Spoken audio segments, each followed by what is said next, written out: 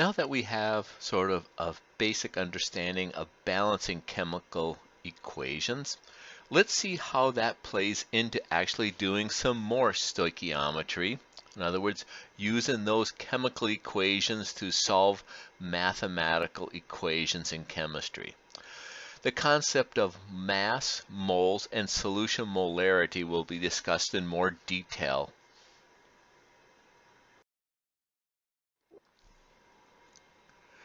Balanced chemical reactions are actually used in the laboratory all the time to determine a number of important values. For one, the amount of one reactant required to react with a given amount of another reactant. That is the stoichiometric amounts. You can see here in this equation, I need 1 molecule of nitrogen to react with 3 molecules of hydrogen. It also tells us the amount of reactant needed to yield a given amount of product. In other words, I need 1 of these and 3 of these to give me 2 of these. These are all stoichiometric amounts and stoichiometric factors. From this chemical equation, I know that the number of nitrogen molecules that need to react to form a ammonia molecule is in a 1:2 ratio in molecules. 1 of these molecules will give me 2 of those molecules. It also shows me the number of hydrogen molecules necessary to react to form ammonia molecules. In this case, it's 3 hydrogen molecules to give me 2 ammonia molecules. So I'm reacting in a 3:2 ratio. I can actually put these into what we call factors, just putting them into literally as a fraction here. And I can do that either as molecules as or moles. So let's take a look at that. I know in order to form 2 molecules of ammonia, I need 1 molecule of nitrogen. That also is true for moles, because I know moles is just a number of particles. I need 2 moles of ammonia for every 1 mole of nitrogen. I can do the same for hydrogen.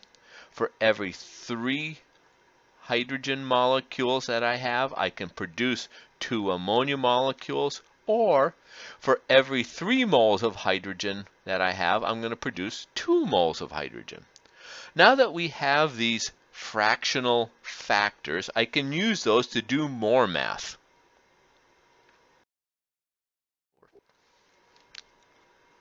Let's look at an example. Here in example 1, the question is, how many moles of iodine are required to react with 0.429 moles of aluminum in the laboratory?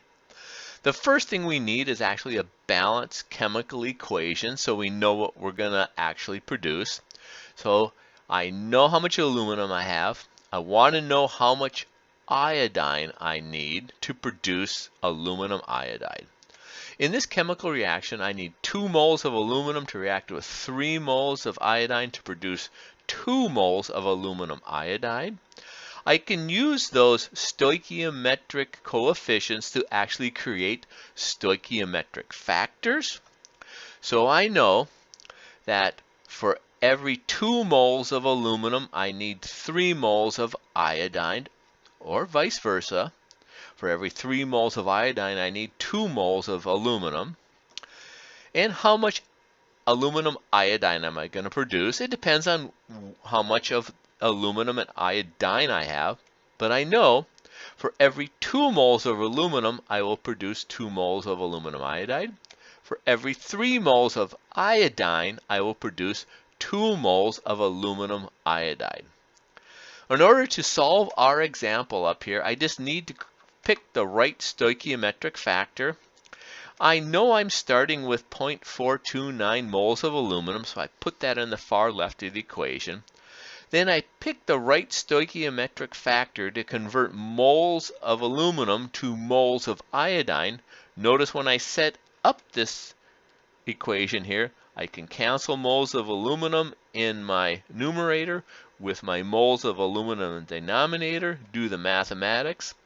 What this tells me is that I need 0.644 moles of iodine to react with all of the aluminum in my laboratory experiment.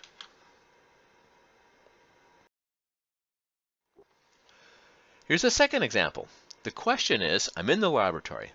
What mass of sodium hydroxide, NaOH, so that's what I'm looking for, a mass now, would be required to produce 16 grams of the antacid milk of magnesia, magnesium hydroxide. And I need to do that. First thing I need to do is actually write a balanced chemical equation. I have magnesium chloride reacting with sodium hydroxide to form magnesium hydroxide and sodium chloride. I want to know how much of this would be required to actually make 16 grams of this material. The first thing I do, because I'm looking for sodium hydroxide and magnesium, I pick out the stoichiometric coefficients. For every 2 moles of sodium hydroxide, I'm going to produce 1 mole of magnesium hydroxide. So let's just set that up. I have 16 grams of antacid. Put that out in front here. That's my magnesium hydroxide. I know that I need to convert that to moles first because it's in grams. My stoichiometric factor is in moles. So I can convert from grams to moles just by using the molecular weight of magnesium hydroxide, which is 58.3 grams of magnesium hydroxide for every mole of magnesium hydroxide. So now my grams of magnesium hydroxide in the numerator cancels my grams of magnesium hydroxide in the denominator. I'm left with moles of magnesium hydroxide. I have a nice convenient way now to convert that into moles of sodium hydroxide just using my stoichiometric factor that I took off of the balanced chemical equation. So now my moles of magnesium hydroxide cancels my moles of magnesium hydroxide. I'm left with moles of sodium hydroxide. But the question wants to know what mass of sodium hydroxide I need. I can just convert that to mass using its molecular weight, because I know 1 mole of sodium hydroxide actually reacts, it has a molecular weight of 40 grams. So if I look at all that and I start canceling out, I cancel that with that. I cancel that with that. I cancel that units with those units. I'm left with grams of sodium hydroxide. Do all the mathematics. It turns out I need 22 grams of sodium hydroxide to fully react with my and produce my 18 grams of my magnesium hydroxide.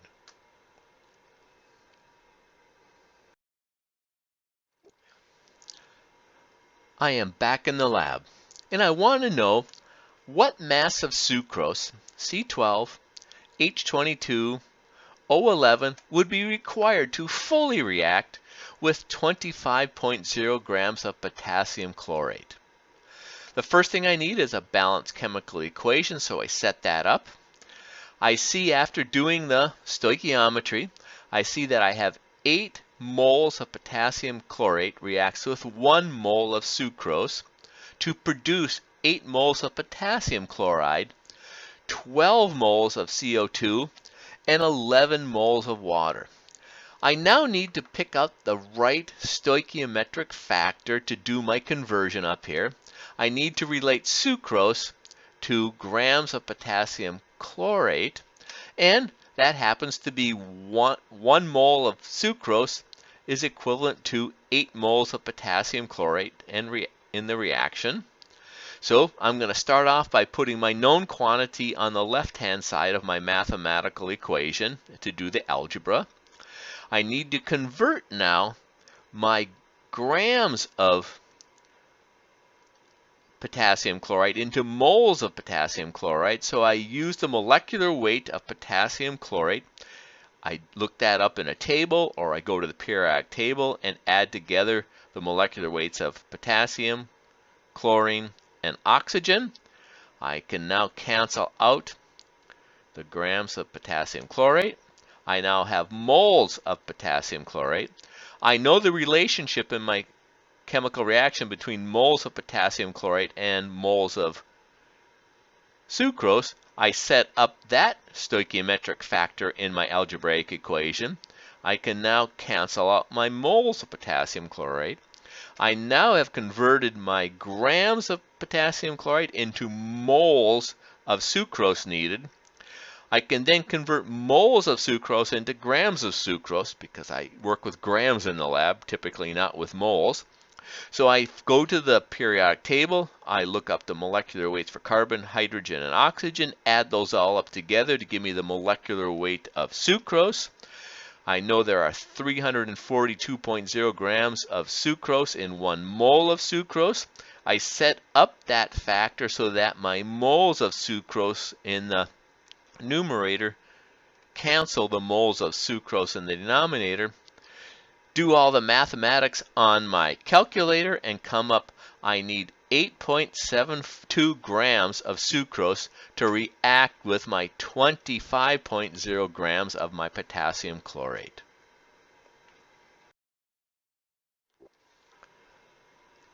I'm back in the lab for a 4th time. In this case, I have 25.0 grams of chlorine gas and it's expensive. And I want to know how much sodium hydroxide I need to actually react with that very expensive chlorine gas. So I'm going to use a chemical equation to that and some stoichiometric factors. I set up my balanced chemical equation for the reaction. 2 moles of sodium hydroxide reacts with 1 mole of chlorine gas to give me 1 mole of sodium hypochlorite, 1 mole of sodium chloride, and 1 mole of water.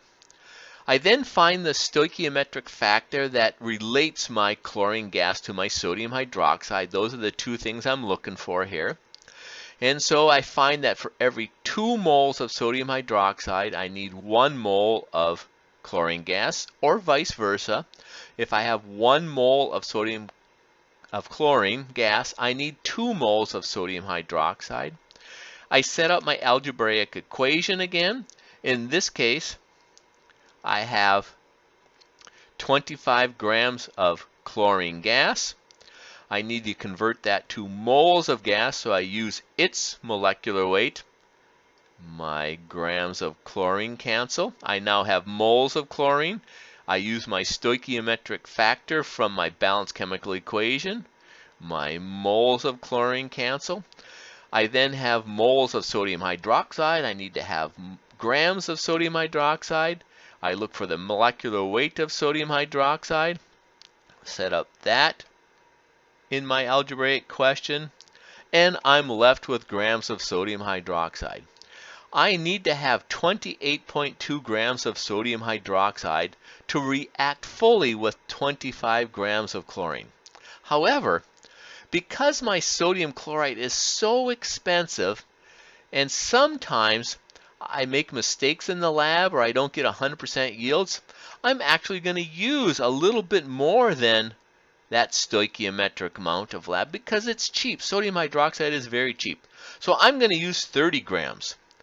Having said that, it still will only react with literally my moles of sodium hydroxide here. It'll just be some extra sodium hydroxide at the end.